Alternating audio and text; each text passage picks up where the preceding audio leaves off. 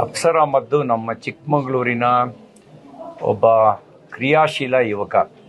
ವಿದ್ಯಾಭಾರತಿ ಶಾಲೆಯನ್ನು ಪ್ರಾರಂಭಿಸಿ ಮೊದಲು ಶಿಕ್ಷಣ ಕ್ಷೇತ್ರಕ್ಕೆ ಕಾಲಿಟ್ಟು ಆಮೇಲೆ ಸ್ಟಾರ್ಟಪ್ ಮೂಲಕ, ಅಂದರೆ ವಿ ಸ್ಟಾರ್ ಅನ್ನೋದು ಅವ್ರದ್ದೊಂದು ಸ್ಟಾರ್ಟಪ್ಪು. ಆ ಸ್ಟಾರ್ಟಪ್ ಮೂಲಕ ತಂದೆ ಆದಂಥ ಒಂದು ಪ್ರಯತ್ನದ ಮೂಲಕ ತನ್ನ ಪ್ರಭಾವ ವಲಯವನ್ನು ಬೆಳೆಸ್ಕೊಂಡು ದೇಶದ ಉದ್ದಗಲಕ್ಕೆ ಆಯುರ್ವೇದಿಕ್ ಉತ್ಪನ್ನಗಳನ್ನು, ಆರ್ಗ್ಯಾನಿಕ್ ಉತ್ಪನ್ನಗಳನ್ನು ತಯಾರಿಸಿ ಕೊಡುವಂಥ ಕೆಲಸವನ್ನು ಮಾಡ್ತಾಯಿದ್ದಾರೆ. ಒಂದು ಒಳ್ಳೆಯ ಪ್ರಯತ್ನ. ನಾನು ಅವರಿಗೆ ಅಭಿನಂದನೆಗಳನ್ನು ಸಲ್ಲಿಸಲಿಕ್ಕೆ ಬಯಸ್ತೇನೆ. ಅವರಿಂದ ಇನ್ನಷ್ಟು ಒಳ್ಳೆಯ ಕೆಲಸಗಳು ಆಗಲಿ ಅಂತ ನಾನು ಶುಭ ಹಾರೈಸ್ತೇನೆ. ಈ ಪ್ರಾಡಕ್ಟು ಗ್ರಾಹಕರೇ ದೇವರು ಅಂತ ಭಾವಿಸಲಿ.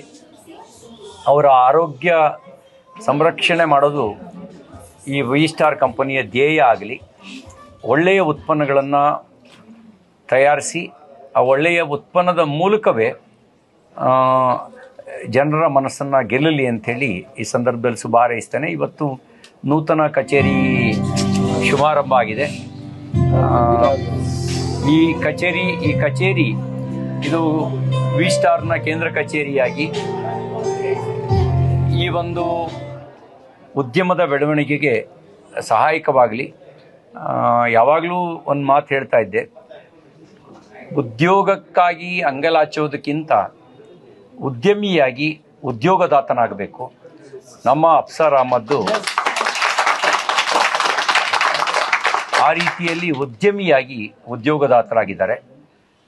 ಶುಭವಾಗಲಿ, ಒಳ್ಳೆಯದಾಗಲಿ. ಭಾಳ ಕಳೆದ 2 ದಶಕಗಳಿಂದ ಕೆಲವರು ಅವ್ರನ್ನ ಟೀಕೆ ಮಾಡಿದಾಗಲೂ ಕೂಡ ತನ್ನ ಕಮಿಟ್ಮೆಂಟ್ನ ಬಿಟ್ಟುಕೊಡದೆ ಶ್ರದ್ಧೆಯಿಂದ ನಮ್ಮ ಜೊತೆಗೂ ಅಷ್ಟೇ ನಿಷ್ಠೆ ಮತ್ತು ಶ್ರದ್ಧೆಯಿಂದ ಜೊತೆಗಿರ್ತಕ್ಕಂಥ ಅವರಿಗೆ ಶುಭ ಹಾರೈಸ್ತೇನೆ. ಇವತ್ತು ನಾಡಿಗೆ ಸ್ವಾತಂತ್ರ್ಯದ ಸಂಭ್ರಮದ ದಿನ, 80ನೇ ಸ್ವಾತಂತ್ರ್ಯೋತ್ಸವವನ್ನು ಆಚರಿಸ್ತಾ ಇದ್ದೀವಿ. ತಮ್ಮ ಮೂಲಕ ನಾಡಿನ ಎಲ್ಲ ಜನತೆಗೆ ಸ್ವಾತಂತ್ರ್ಯೋತ್ಸವದ ಶುಭಾಶಯಗಳು. ಪ್ರಧಾನಮಂತ್ರಿ ನರೇಂದ್ರ ಮೋದಿಯವರು ಹೇಳಿದ್ದು ಈ ಸಂದರ್ಭದಲ್ಲಿ ಇದೇ ಮಾತನ್ನು, ಪ್ರತಿಯೊಬ್ಬರು ತನ್ನ ಬದುಕಿನಲ್ಲಿ ಒಂದೊಂದು ಹೆಜ್ಜೆ ಮುಂದೆ ಬಂದರೆ ದೇಶ 146 ಕೋಟಿ ಹೆಜ್ಜೆ ಮುಂದೆ ಹೋಗುತ್ತೆ. ನಮ್ಮ ದೇಶದ ಜನಸಂಖ್ಯೆ 146 ಕೋಟಿ ಇದೆ. ಒಬ್ಬೊಬ್ಬರು ಅವ್ರವ್ರ ಬದುಕಿನಲ್ಲಿ ಒಂದು ಹೆಜ್ಜೆ ಮುಂದೆ ಬಂದರೆ ದೇಶ 146 ಕೋಟಿ ಹೆಜ್ಜೆ ಮುಂದೆ ಹೋಗುತ್ತೆ. 10 ಹೆಜ್ಜೆ ಮುಂದೆ ಬಂದರೆ ವಿಶ್ವಗುರು ಆಗುತ್ತೆ. ಭಾರತ ಶಕ್ತಿಶಾಲಿ ಆದರೆ ಜಗತ್ತಿಗೆ ಒಳ್ಳೆಯದಾಗತ್ತೆ. ಯಾಕೆಂದರೆ ಭಾರತ ಮತ್ತು ಭಾರತೀಯ ಚಿಂತನೆಗಳು ಜಗತ್ತಿನ ಒಳಿತನ್ನು ಬಯಸಿದವೆ. ಹಾಗಾಗಿ ನಾವು ಜಗತ್ತನ್ನು ಮಾರುಕಟ್ಟೆಯಾಗಿ ನೋಡೋರಲ್ಲ, ಕುಟುಂಬವಾಗಿ ನೋಡೋರು. ಕುಟುಂಬವಾಗಿ ನೋಡುವಂಥ ಭಾರತೀಯ ಚಿಂತನೆ ಅದು ಜಗತ್ತನ್ನು ಪ್ರಭಾವಿಸಬೇಕು ಅಂದರೆ ಭಾರತ ಶಕ್ತಿಶಾಲಿಯಾಗಬೇಕು. ಈ ಸ್ವಾತಂತ್ರ್ಯೋತ್ಸವದ ದಿನ ಜನರ ಸಂಕಲ್ಪ ಆಗಲಿ ಶಕ್ತಿಶಾಲಿ ಭಾರತದ ನಿರ್ಮಾಣ. ಆ ಶಕ್ತಿಶಾಲಿ ಭಾರತದ ನಿರ್ಮಾಣಕ್ಕೆ ಕುಟುಂಬವೇ ಅಡಿಪಾಯ.